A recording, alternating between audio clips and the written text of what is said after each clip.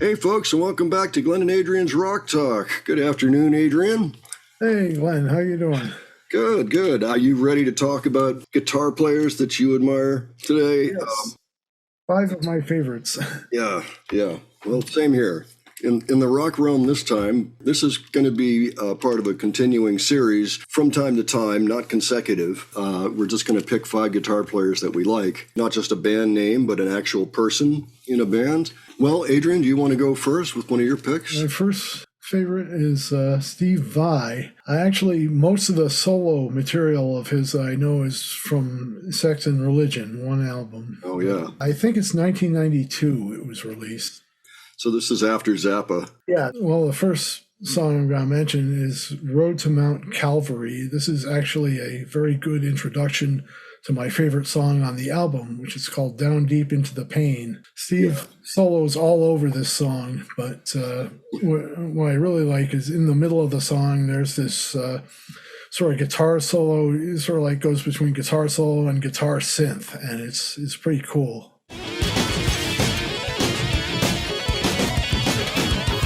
Just tell me for my own benefit, because I should know this, but Steve Vai, was he closer to the 1980 version of Frank Zappa? Or Yeah, he played with Frank Zappa in the 80s and maybe even the late 70s. But okay, so right around the turn of the decade.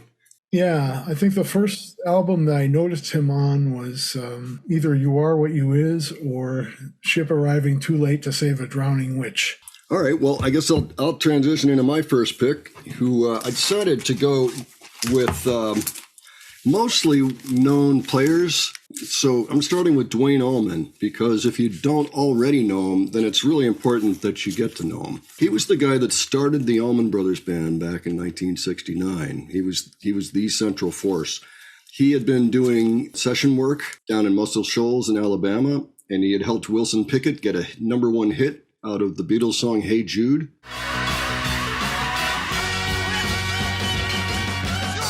He suggested it to him. He said, "What's this?" Because it was just going up the charts at the time.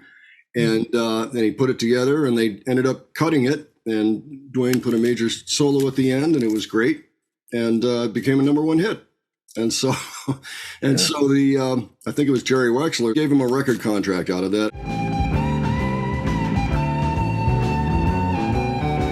If you're going to listen to Dwayne, this is their first album. It's got Dreams and Whipping Post on it, among others. It's also got the Don't Want You No More, It's Not My Cross to Bear medley, which is really, really great. All of it features amazing Dwayne Allman slide work. Oh, yeah. And if you're in the market for another album, the Live at Fillmore East from 71, there's a 22-minute Whipping Post on here that is not to be believed.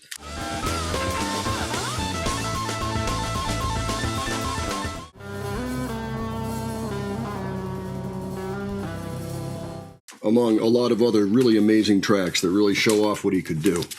Yeah, I think I have both of those albums. Oh, they're great. Dreams and Whipping Post are 2 favorites of mine. Definitely worth checking out. So number 2. So my second would be Eddie Van Halen, and the song that I'm going to mention is Unchained.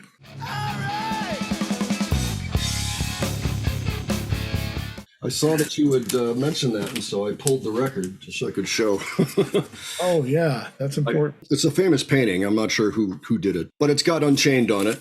Yes. And this is the Fair Warning album from 1981, I believe. Yeah, just listen to the beginning riff. If that's not enough for you, then I don't know what to say. Keep listening. Yeah, my favorite album of theirs is probably the second one, but Fair Warning is a very close second to that. I've always liked Women and Children, but I really love the first album. Yeah, so. All the ones with David Lee Roth. Can't go wrong. Yeah. Next on my list is going to be Mr. Jerry Garcia, who he's one of those guys. He's in a band that not everybody likes, but he is quite the improviser. For a few years, they got very experimental. So if you just want to hear Jerry playing amazing, very spacey, but very improvisational stuff. I mean, and really off the cuff of his skull, I guess is the way to put it. He's eloquent whether he wants to or not. A lot of other people who would try to do what he's doing, it just fall apart. But he's really amazing, and he's got a deep knowledge of music, and it really shows. So check out Dark Star off this, or The Other One is the other one.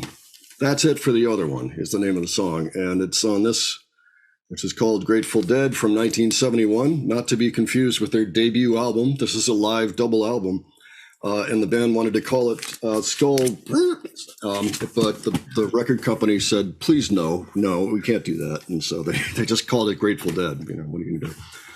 So, Jerry Garcia, there you go. Yeah, I think I heard a song once with Jerry. It was recorded back in 1963, and I thought it was amazing. Yeah. I wish I could remember which song it was. Which album. Oh, we'll talk later. Maybe I can figure out what it is. Okay, well, on to number 3. Adrian, what do you have for me? My number 3 choice is Eric Clapton and the song White Room by Cream.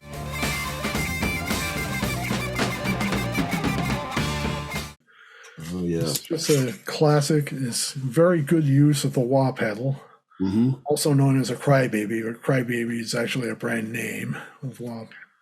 Yeah, he really knew how to work that thing. Yeah. You know, this that's a heck of a song. There's a lot of really cool stuff on this record. Riff as old as rock and roll itself, but it continues to inspire and entertain. That's right. Good choice there. All right, I think next for me is going to be Mr. Terry Kath from Chicago.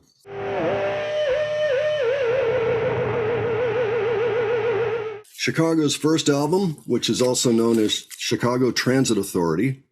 The original name of the band before the actual Chicago Transit Authority sued and said, hey, stop using our name for your band name.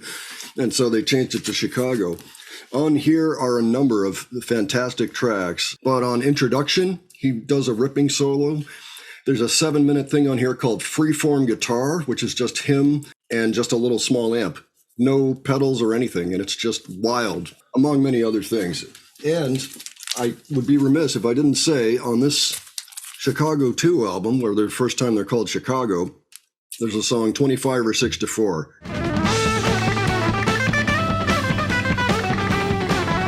And by the by, online somewhere, there's a video of them playing it in 1970 at Tanglewood, and that's well worth seeing. Yep, Mr. Terry Kath, may he rest in peace.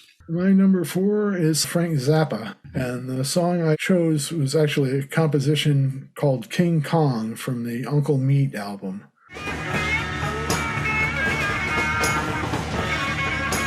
The total piece of work is between 15 and 20 minutes long, but it's 6 different tracks, you know, starting with King Kong itself and then King Kong parts 2 through 6. And you really got to listen to the whole thing. It's like a really well-organized jam. It's not, I can't really call it a jam because it's too well organized. But he was also quite the guitar player, it must be said. Yes. The only guy he ever hired to play instead of him was Steve Vai. That's a pretty high standard. Yeah. Well, I'm going to go to a couple others that I think people are getting to know better with time. I think it's important to keep mentioning these guys for a few years until they really take. And that's going to be Alex Lifeson of Rush. And I would recommend the sidelong 2112 on their 4th album, 2112, from 1976.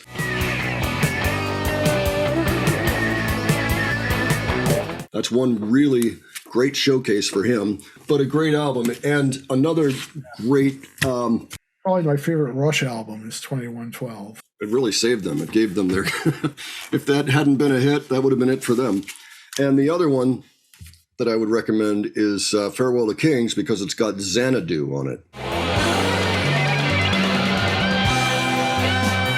Yeah. Which I think, that happens to be my favorite Rush song. And his playing has a lot to do with it. Not that it isn't spectacular every which way you look, you know. 3 guys doing that. It's amazing. So that's mine, Alex Lifeson. So on to number 5. Number 5 is Robert Fripp. And I mentioned a couple songs from the same album. I actually like the title track, In the Court of the Crimson King. In the Court of the Crimson King. And but I also included 21st Century Schizoid Man because that has more guitar in it than the title track.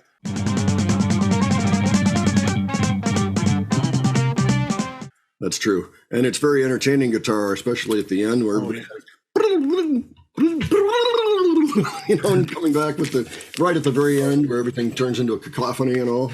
Oh, yeah. I always liked the artwork on this album. Oh, yeah. That's pretty nice.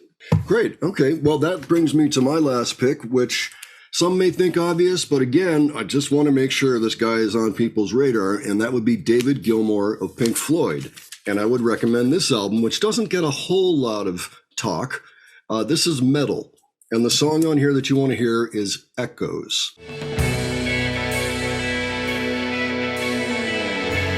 It's 23 minutes long. Again, it's just the best way to handle a lot of these guys is, to listen to them is in a long suite. So you want to hear Echoes from Metal, Pink Floyd, and the guy is David Gilmour. And after that, of course, if you haven't heard Comfortably Numb,